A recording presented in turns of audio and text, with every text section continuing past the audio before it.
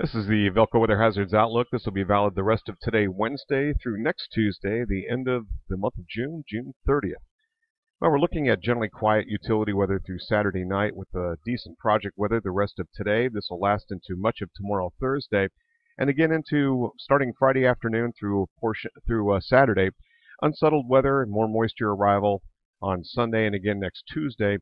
Any thunderstorm activity looks to be relatively benign. Best chance for that would be this up and coming Thursday night into the early morning hours on Friday. And then again next Tuesday looks relatively benign from this far out. Cool weather will last into the end of June. Current conditions across the region, you're looking at dew point temperatures advecting in relatively drier air. Let's show some temperatures here. And current temperatures a little bit on the cool side, but today we should get into the 70s. Taking a look at our last weather event, this is the 22nd of June in the actually the early morning hours.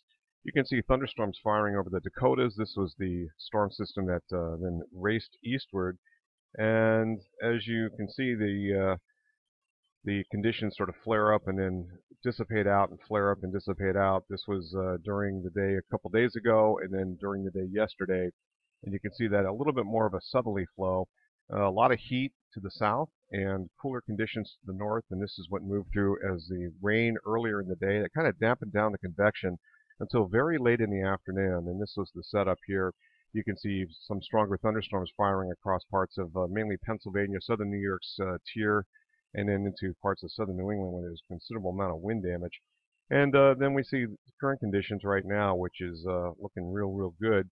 Just a little bit of cloud cover up to the northwest that'll drift in toward the Vermont border later on today. This is a total accumulated precipitation of the next 7 days, and really roughly right into through next Tuesday and early morning hours on Wednesday. We're looking at generally conditions less than 1 inch, about a ½ inch to 1 inch, and the main area, due to this kind of a push of cooler air, looks like a lot of the storminess is going to be forced to our south. We like that. That means quiet utility weather. There's a couple nuances to deal with, but in general, we're looking pretty good. Maximum temperature anomalies over the course of the next 5 days, generally running a little bit below normal. Again, below normal up to the north of us. Looks like the main heat is going to be across the northern Rockies, the interior west, and especially the Pacific Northwest, 18 degrees above normal maximum temperatures over the next 5 days. Let's take a look at how it looks moving it 3 days further. It even gets worse. Looks like an extended heat wave for folks in the Pacific Northwest, parts of California, but really up in these northern areas where they don't experience heat, especially during the summer, really all that often. And we're not just talking about in the interior sections. This is going to penetrate all the way to the Pacific coastline.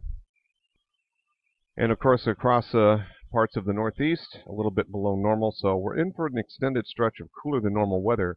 However, that should quiet a lot of our thunderstorms down. Not expecting any severe weather for the next several days. And looking at the daily modeling, the precipitable water in the oranges and reds is what's to watch here. A little bit of incoming moisture does kind of sneak in. This is for basically during the Thursday night, Friday morning time period. And some of that tries to work in, and then it gets pushed off to the south of us. And you can see that basically Friday afternoon things are looking pretty dry. Another shot of moisture tries to make it in here on Sunday.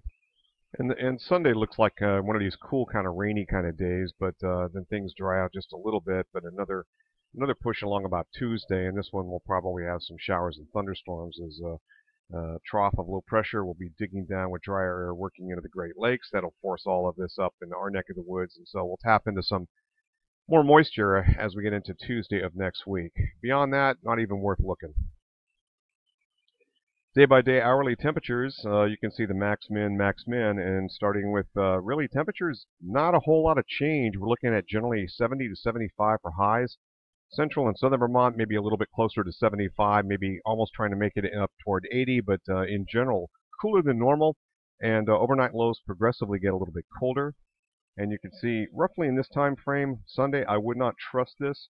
This is the European and GFS. You can see that this is again centered on Montpelier, as was the last chart. You can see that as we get into basically Sunday, there's more precipitation moving in. That's that significant moisture, and temperatures look like they're going to be held much cooler. We're talking about basically 50s and 60s here, and then we start to step ladder back up. But I would not trust modeling past about maybe 6 or 7 days at this point. That's it from here. Roger Hill, Wuthering Heights.